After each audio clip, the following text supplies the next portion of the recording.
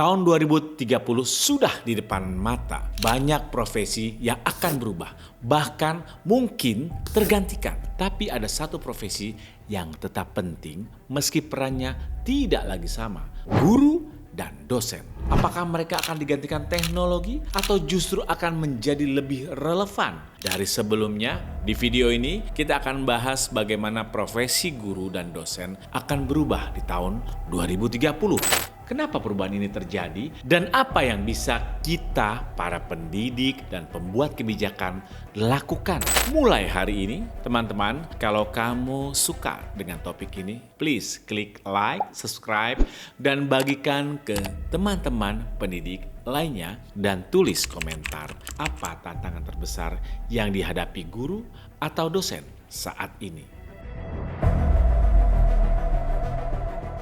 Dulu, guru adalah sumber utama pengetahuan. Sekarang, cukup buka Google atau tanya ke ChatGPT. Semua informasi tersedia. Tapi bukan berarti profesi guru dan dosen tidak lagi penting. Justru sebaliknya, mereka harus menjadi penuntun dalam lautan informasi, bukan lagi sekedar pemberi materi. Nah, sekarang mari kita bedah lebih dulu kenapa perubahan ini terjadi. Tak lain karena 4 faktor utama ini. Teknologi, generasi baru siswa, kebutuhan dunia kerja, dan ketidakpastian global. Faktor pertama, teknologi. Yang sekarang ini makin canggih aja.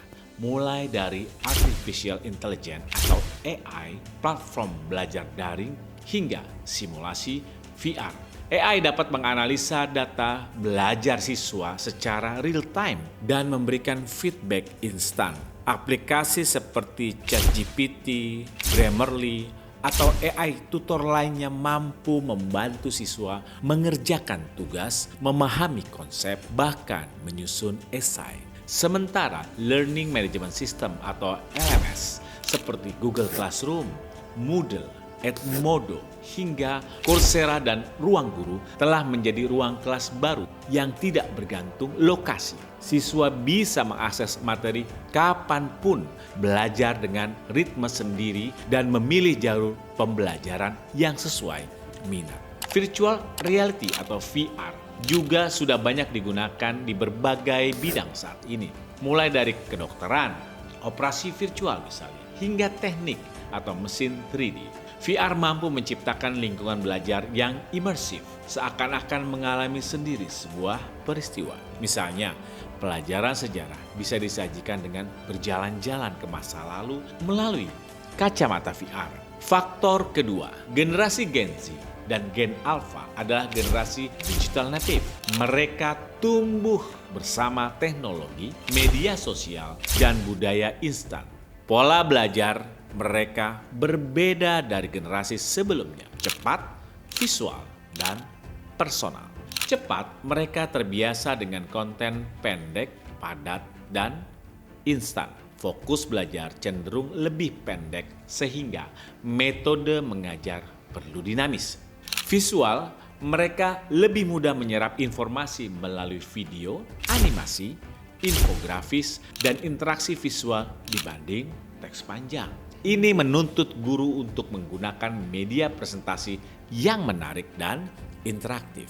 Personal, mereka terbiasa dengan pilihan dan personalisasi seperti platform Netflix, Spotify, atau TikTok. Mereka mengharapkan pembelajaran juga bisa disesuaikan dengan minat, gaya belajar, dan kecepatan masing-masing. Faktor ketiga, dunia kerja yang membutuhkan keterampilan dan fokus pada kemampuan berpikir kritis, kerja tim, dan fleksibilitas. Ya, perusahaan di era digital tidak lagi sekedar mencari lulusan dengan IPK tertinggi. Mereka butuh orang yang bisa berpikir kritis dan kreatif, yang mampu memecahkan masalah secara mandiri dan menyumbangkan ide-ide baru.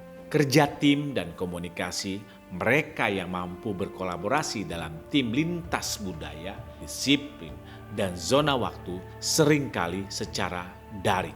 Fleksibel dan cepat beradaptasi, selalu siap untuk berubah, belajar ulang, dan menangani ketidakpastian di tempat kerja yang terus berkembang. Keterampilan ini dikenal sebagai 21st century skills termasuk juga digital literacy, emotional intelligence, dan problem solving. Faktor keempat yang sangat berpengaruh adalah faktor ketidakpastian global. Kita masih ingat krisis seperti pandemi COVID-19 yang di satu sisi mampu mempercepat digitalisasi dan mengubah sistem pendidikan konvensional.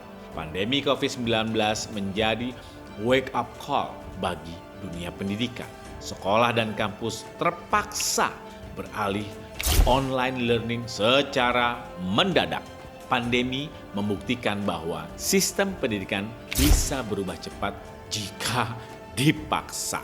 Banyak inovasi yang sebelumnya dianggap mustahil akhirnya bisa dilakukan, seperti ujian daring, kuliah jarak jauh, hingga sertifikasi online.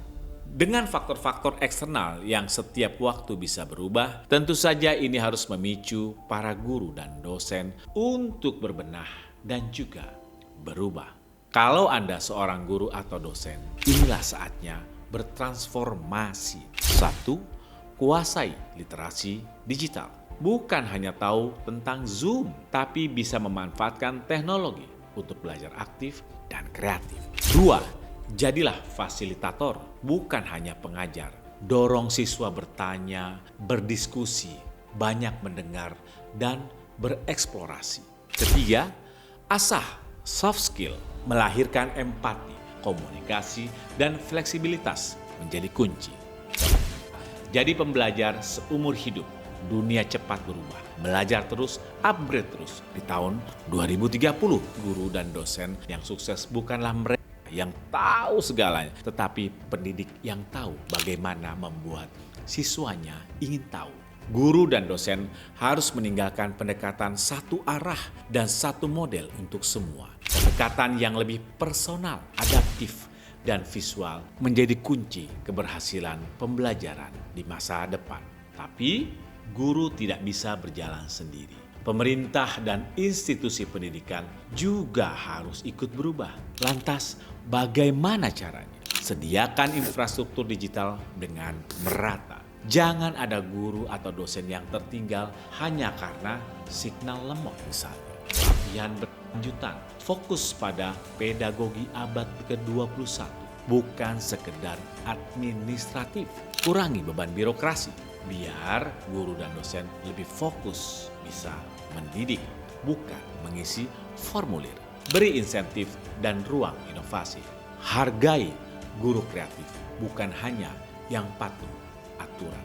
Teman, kalau kamu seorang pendidik, ayo kita mulai belajar lagi. Cobalah hal-hal baru, berani bereksperimen. Kalau kamu orang tua, dukung guru dan dosen anak-anakmu untuk melakukan perubahan.